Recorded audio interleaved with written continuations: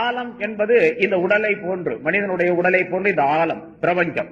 பிரபஞ்சம் என்று சொன்னால் முன்னால் விளக்கம் சொல்லியிருக்கிறேன். அது இந்த பூமியுடைய உருண்டை மட்டுமல்ல. இந்த பூமிங்கிறது சும்மா ஒரு கடுகளவு உள்ளது.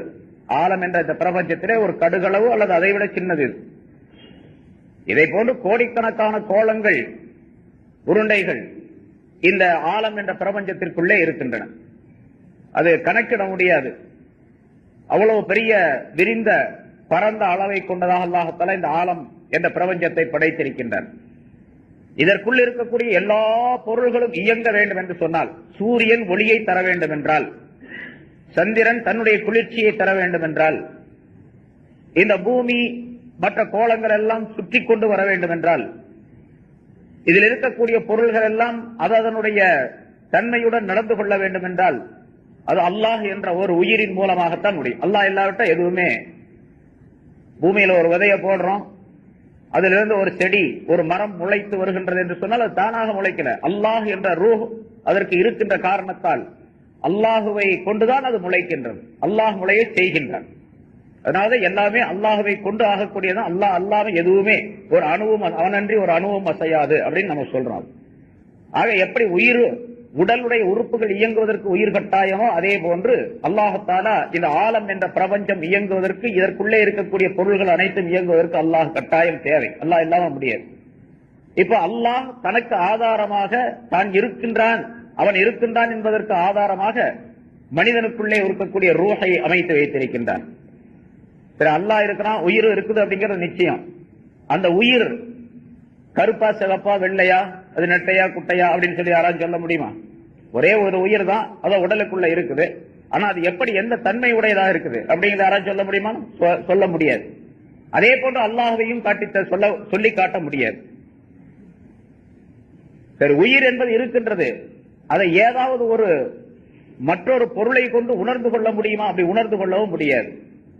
கண்களால், காதுகளால், அதாவது ஐம்புலன்களால், கண்களால் பார்த்து தெரிவது, காதினால் கேட்டு தெரிவது, கையினால் தொட்டு தெரிவது, இப்படிங்கிற எந்த பொருளின் மூலமாகவும் அந்த உயிரை விளங்கிக் கொள்ள முடியாது.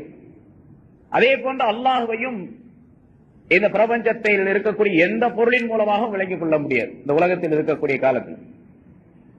ஆக இப்படி ஏராளமான விளக்கங்கள். உயிர் என்பது மனிதனுக்குள்ளே உயிரை அல்லாஹ் தஆலா வைத்திருப்பதற்கு, அல்லாஹ் தஆலா ஒருவன் என்பதற்கு சான்றாக இந்த உயிரை அமைத்து வைத்திருக்கிறான் என்பதற்கு விளக்கங்கள் சொல்லப்பட்டிருக்கின்றன.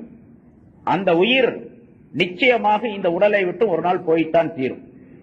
மவுத் என்பதை அந்த மனிதன் சுவைத்துத்தான் தீர வேண்டும் என்பதை விஞ்ஞானிகள் அனைவருமே ஒத்துக்கொண்டிருக்கக்கூடிய ஒரு விஷயம். அறிவியலார் சொல்லக்கூடிய ஒரு காரணம், எல்லா உயிரும் இறந்துதான் தீர வேண்டும். உயிரினம் என்று சொன்னால் அந்த உயிரினத்திற்குள்ளே, ஒரு உயிருக்குள்ளே, மனிதனை எடுத்துக்கொண்டால் மனிதன் ஒரு உயிர். இதுல மனிதனுடைய உயிர் இயங்குவதற்காக வேண்டி, அவன் உடல் இயங்குவதற்காக வேண்டி சூடு, குளிர்ச்சி, உஷ்ணம், குளிர்ச்சி என்ற இரண்டு பகுதிகளை அல்லாஹ் தஆலா ஆக்கி வைத்திருக்கின்றான். அந்த உஷ்ணமும் குளிர்ச்சியும் சரி சமமான நிலையில் மனிதனுடைய உடலுக்குள்ளே இருக்க வேண்டும். உஷ்ணம் எவ்வளவு இருக்க வேண்டுமோ அவ்வளவு இருக்க வேண்டும். எவ்வளவு இருக்கணும்?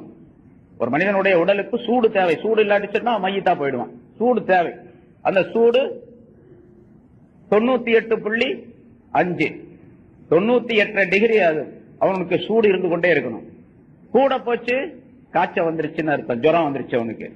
100 டிகிரி, 100, 101 அப்படின்னு சொன்னா கடுமையான ஜுரம், 102னா 110 சொன்னா ஆல் அவுட், கடுமையான ஜுரம் வந்துருச்சுன்னு சொல்லி. 98க்கு கீழே போயிடுச்சு அப்படின்னு சொன்னா ஜன்னி வந்துருச்சுன்னு அர்த்தம் அவனுக்கு. குளிர்ச்சி ரொம்ப அதிகமா போச்சு. இப்ப மனிதனுக்கு சூடு, உடல்ல சூடும் தேவை, குளிர்ச்சியும் தேவை. விஞ்ஞானிகள் சொல்லக்கூடிய பிலாசபி என்று சொல்லப்படக்கூடிய அறிவியல் சம்பந்தப்பட்ட அறிஞர்கள் சொல்லக்கூடிய கருத்து என்னவென்றால், இந்த உடலுக்குள்ள இருக்கக்கூடிய சூடும் குளிர்ச்சியும் ஒரு குறிப்பிட்ட காலம் வரைக்கும் சரிசமமாக இயங்கி வரும். பிறகு இந்த சூடு கொஞ்சம் கொஞ்சமாக அதிகமாகி அந்த குளிர்ச்சியை இல்லாமலாக்கி விடக்கூடிய ஒரு காலம் வரும், நேரம் வரும். ருதூபத் என்று சொல்லப்படக்கூடிய அந்த குளிர்ச்சியான தன்மையை இல்லாமலாக்கிவிடும்.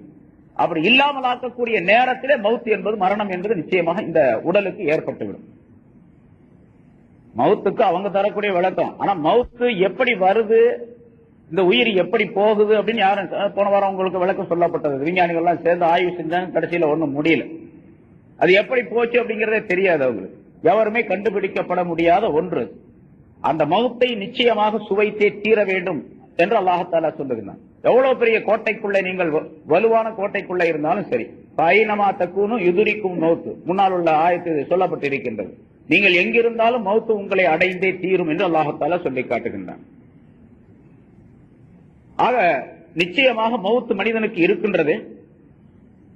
அந்த மௌத்துக்காக வேண்டி தன்னை தயார்படுத்திக் கொள்ள வேண்டும் என்பதை மனிதன் உணர்ந்து வாழ வேண்டும் என்பதற்காக வேண்டி அல்லாஹ் இந்த ஆயத்திலே சொல்லி காட்டுகின்றான். மௌத்தாகாமல் இறந்து விடாமல் ஒரு மனிதன் இருக்க வேண்டும் என்று சொன்னால் அது ரசூலுல்லாஹி ஸல்லல்லாஹு அலைஹி வஸல்லம் அவர்கள் இருந்திருக்க வேண்டும். அவர்கள்தான் இந்த உலகத்திற்கு மிக முக்கியமாக தேவைப்பட்டவர்கள். அவர்கள் இறந்து விட்டார்கள் என்று சொல்லும் பொழுது நிச்சயமாக எல்லா உயிர்களும் இறந்தே தீர வேண்டும் என்பது அங்கிருந்து விளக்கப்படுகின்றது என்பதாகவும் குறிப்பிடுகின்றார்கள்.